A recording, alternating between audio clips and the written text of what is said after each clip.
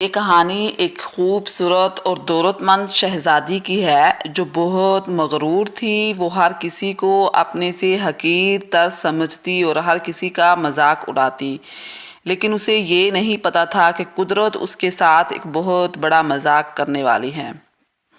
بہت عرصے پہلے کی بات ہے، ایک بادشاہ تھا۔ اس کی ایک خوبصورت اور اکلوتی بیٹی تھی۔ اپنی خوبصورتی اور دولت کی وجہ سے وہ بہت مغرور اور گستاخ ہو گئی تھی۔ جب بھی کہیں سے اس کے لیے شادی کا پیغام آتا تو وہ اسے ٹھکرا دیتی اور اس کا خوب مذاق اڑاتی۔ ایک دن بادشاہ نے ایک بہت بڑی دعوت کا انتظام کیا اور اس میں شہزادی سے شادی کرنے والے تمام امیدواروں کو بلایا۔ سب لوگ اپنے اپنے مرتبے کے لحاظ سے کرسیوں پر بیٹھ گئے۔ شہزادی اس دعوت میں اپنی کنیزوں کے ساتھ بڑے مغرورانہ انداز میں آئی۔ وہ جس امیدوار کے پاس سے گزرتی اس کو بڑی حقارت سے دیکھتی۔ جب وہ ایک شہزادے کے پاس پہنچی جو بہت موٹا تھا تو اس نے اپنی کنیزوں سے ہنستے ہوئے کہا، یہ تو گول ٹب ہے۔ دوسرے امیدواروں کو دیکھ کر اس نے کہا، کیسا کھمبے کی طرح لگتا ہے۔ ایک شہزادہ بہت چھوٹا لگا تو اس نے کہا، ذرا چھوٹو موٹو کو تو دیکھو۔ ایک نواب بہت گورا تھا۔ شہزادی نے اس کو سفید چوہا کہا۔ ایک امیر کا رنگ سرخ تھا۔ اس نے اسے مرغ کی کلگی والا کہہ کر پکارا۔ اسی طرح وہ ہر امیدوار کی بے عزتی کرتی رہی، لیکن وہ ایک بادشاہ کو دیکھ کر تو بہت ہنسی کیونکہ اس کی داڑھی تھی۔ اس نے مذاق اڑاتے ہوئے کہا، ذرا اسے دیکھو، اس نے چہرے پر کیسی گھاس پھوس اگا رکھی ہے۔ بادشاہ نے جب دیکھا کہ اس کی بیٹی نے مہمانوں کی بہت بے عزتی کی ہے تو اسے بہت غصہ آیا۔ اس نے بڑے دربار میں یہ اعلان کیا کہ شہزادی پسند کرے یا نہ کرے، مگر اب میں اس کی شادی کسی فقیر سے کرواؤں گا۔ اس اعلان کے بعد تمام لوگ چلے گئے۔ کچھ ہی دیر بعد ایک آوارہ گرد گویا آیا جو گلی کوچوں میں گھوم کر گانا گایا کرتا تھا۔ اس نے شاہی محل کے نیچے کھڑکی کے قریب کھڑے ہو کر گانا شروع کر دیا۔ بادشاہ نے اس کی آواز سنی تو ایک خادم کو حکم دیا کہ اس فقیر کو اندر بلا لاؤ۔ خادم پھٹے پرانے کپڑوں والے فقیر کو لے آیا۔ اس فقیر گویے نے بادشاہ اور شہزادے کے سامنے بہت اچھا گانا گایا اور بادشاہ سے انعام مانگا۔ بادشاہ نے کہا، تم نے بہت اچھا گانا سنایا ہے، میں تمہیں بہت اچھا انعام دوں گا۔ میں اپنی بیٹی کی شادی تم سے کروں گا۔ جب شہزادی نے یہ سنا تو وہ بدحواس ہو گئی۔ وہ بہت روئی پیٹی مگر بادشاہ نے اس کی ایک نہ سنی۔ بادشاہ نے اسے ڈانٹتے ہوئے کہا، میں نے مہمانوں کے سامنے قسم کھائی تھی کہ تمہاری شادی کسی فقیر سے کروں گا۔ اب میں وہ قسم پوری کر رہا ہوں۔ یہ کہہ کر بادشاہ نے قاضی کو بلایا اور مغرور شہزادی کی شادی آوارہ گرد گوئے سے کرا دی اور پھر حکم دیا کہ تم اپنے شوہر کے ساتھ جانے کی تیاری کرو۔ شہزادی روتی پیٹتی فقیر کے ساتھ چل دی۔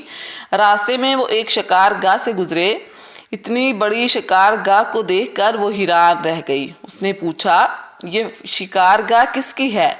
میں نے سنا ہے کہ تم نے ایک داڑھی والے بادشاہ کا مذاق اڑایا تھا۔ یہ شکار گاہ اسی کی ہے۔ اگر تم اس سے شادی کر لیتی تو یہ تمہاری ملکیت ہوتی۔ فقیر نے جواب دیا، آہ، یہ میں نے کیا کیا؟ اس نے ٹھنڈی سانس لے کر کہا۔ اس کے بعد وہ بہت خوبصورت باغوں میں پہنچے۔ ان کو دیکھ کر شہزادی نے پھر پوچھا، یہ کس کے ہیں؟ یہ باغ بھی اسی داڑھی والے کے ہیں، فقیر نے آہستہ سے کہا۔ شہزادی نے افسوس بھرے لہجے میں کہا، میں بھی کتنی بدنصیب ہوں۔ پھر وہ ایک بڑے عظیم الشان شہر میں داخل ہوئے۔ اتنا بڑا اور خوبصورت شہر دیکھ کر شہزادی تو حیران رہ گئی۔ اس نے پوچھا، یہ شہر کا مالک کون ہے؟ فقیر نے اسے بتایا، یہ شہر داڑھی والے بادشاہ کے ملک کا پایہ تخت ہے۔ اگر تم اس سے شادی کر لیتی تو یہ سب کچھ تمہارا ہوتا۔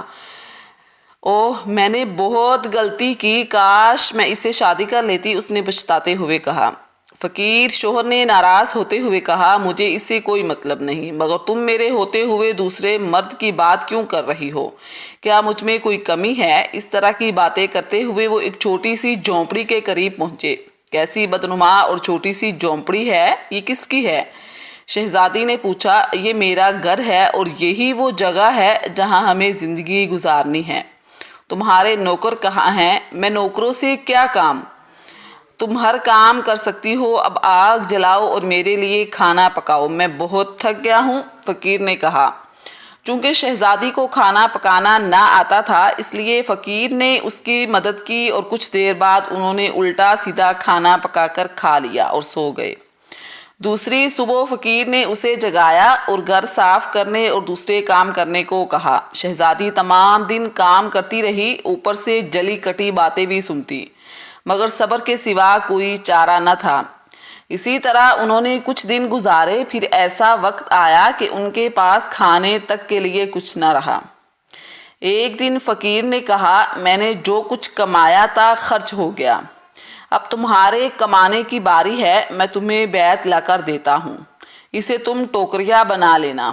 یہ کہہ کر وہ جنگل گیا اور بیت کاٹ کے لے آیا۔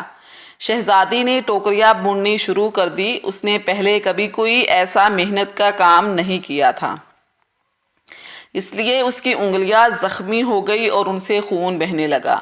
یہ دیکھ کر اس کے شوہر نے کہا میرا خیال ہے یہ کام تم نہیں کر سکتی، میں تمہیں کچھ سوت لا کر دیتا ہوں، اسے کپڑا بن لینا، مگر وہ یہ بھی نہ کر سکی۔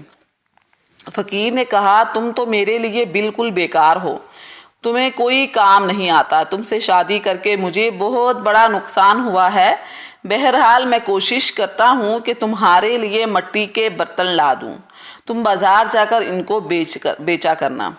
مغرور شہزادی نے اکڑ کر کہا مگر جب میں بازار جاؤں گی تو لوگ مجھے کیا کہیں گے کہ اتنی خوبصورت شہزادی بازار میں برتن بیچ رہی ہے۔ لیکن اس فقیر کو پھر بھی اس پر رحم نہ آیا۔ اس نے اس کی مرضی نہ ہونے کے باوجود اس کو برتن لا کر دیے۔ ایک دن وہ بازار میں برتن بیچنے گئی تو ایک بہت بد مزاج سپاہی وہاں سے گزرا۔ اس نے بازار کے بیچ میں برتن رکھے دیکھ کر ان کو لات مار کر سارے برتنوں کو توڑ دیا۔ شہزادی بہت پریشان ہوئی۔ اس نے سارا واقعہ گھر آ کر اپنے شوہر کو سنایا۔ تم انتہائی بیوقوف ہو، تم سے کس نے کہا تھا کہ بیچ بازار میں برتن لے کر بیٹھ جاؤ؟ آخر وہاں سے لوگوں کو گزرنے میں دشواری ہوتی ہے، میرا خیال ہے کہ یہ بھی تمہارے بس کا کام نہیں ہے۔ خیر میں شاہی محل جاؤں گا، ہو سکتا ہے کہ وہاں تمہارے لیے کوئی کام نکل آئے۔ یہ کہہ کر وہ شاہی محل روانہ ہو گیا۔ شام کو فقیر نے واپس آ کر کہا شاہی محل میں تمہارے لیے مددگار باورچن کی جگہ مل گئی ہے، اب کم از کم ہمیں کھانے کو خوب مل جایا کرے گا۔ اور اس طرح مغرور شہزادی ایک مددگار باورچن بن گئی۔ وہ ہر روز صبح سے شام تک باورچی خانے کے سارے کام کرتی اور شام کو لوگوں کے آگے کھانا رکھتی اور بچا ہوا کھانا لے کر گھر آ جاتی۔ محل میں آئے اسے کچھ ہی دن گزرے تھے کہ اس نے سنا کہ محل میں کوئی شادی کی تقریب ہونے والی ہے۔ مقررہ دن جب مہمان آنے شروع ہوئے تو وہ باورچی خانے کی کھڑکی سے انہیں دیکھ رہی تھی۔ نقیب اور جوہردار زرق برق کپڑوں میں مہمانوں کا استقبال کر رہے تھے۔ ہر طرف بڑی شان و شوکت اور دھوم دھام نظر آ رہی تھی، لیکن شہزادی اپنی قسمت پر آنسو بہا رہی تھی اور اپنے غرور و تکبر اور بیوقوفی پر پچھتا رہی تھی۔ اسی دوران کچھ خادمائیں آئی اور انہوں نے اس کو بہت سے مزیدار کھانے دیے جو اس نے ٹوکری میں رکھ لیے اور گھر کی طرف چل دی۔ ابھی وہ محل کے دروازے سے گزر ہی رہی تھی کہ اچانک ایک بہت ہی زرق برق لباس والے ایک شاندار اور خوبصورت شخص نے اس کا راستہ روک لیا۔ شہزادی نے نگاہ اٹھا کر دیکھا کہ وہی داڑھی والا بادشاہ تھا جس کا اس نے خوب مذاق اڑایا تھا۔ وہ خوف اور شرم سے کانپنے لگی۔ بادشاہ نے اسے لے کر ہال میں پہنچا۔ اتنے سارے لوگوں کو دیکھ کر اسے اپنے اوپر قابو نہ رہا اور گھبراہٹ میں ٹوکری اس کے ہاتھ سے گر گئی اور اس میں سے کھانا نکل کر چاروں طرف پھیل گیا۔ تمام درباری ہنسنے لگے۔ شہزادی کا یہ حال تھا کہ کسی طرح زمین پھٹ جاتی تو وہ اس میں سما جاتی۔ اس نے جھٹکے سے اپنا ہاتھ چھڑا لیا اور بھاگنا چاہتی تھی کہ بادشاہ نے لپک کر اسے دوبارہ پکڑ لیا اور بڑی نرمی سے بولا، ڈرو مت، کیا تم مجھے نہیں پہچانتی؟ میں وہی آوارہ گرد گویا ہوں جو تمہارے ساتھ جھونپڑی میں رہتا ہوں، میں وہی سپاہی ہوں جس نے تمہارے برتن توڑے تھے۔ یہ سب کچھ میں نے اس لیے کیا تھا کہ میں تمہیں پسند کرتا تھا اور تم سے شادی کرنا چاہتا تھا۔ اب تمہارے غرور کا علاج ہو چکا ہے اور تمہیں اچھا سبق مل گیا ہے۔ پچھلی باتوں کو بھول جاؤ، دیکھو آج ہماری شادی کی تقریب ہو رہی ہے۔ اسی وقت کنیزیں آئی اور اسے اپنے ساتھ لے گئی۔ شہزادی کو نہلا دھلا کر دلہن کا لباس پہنایا۔ جب وہ دوبارہ حال میں آئی تو دیکھا کہ اس کے والدین اور اس کے تمام درباری بھی وہاں جمع ہیں۔ سب لوگوں نے اسے مبارکباد دی۔ شہزادی اب بدل چکی تھی، اس کا غرور، اکڑ اور دوسروں سے نفرت ختم ہو چکی تھی۔ اس نے زندہ رہنے کا ڈنگ سیکھ لیا تھا۔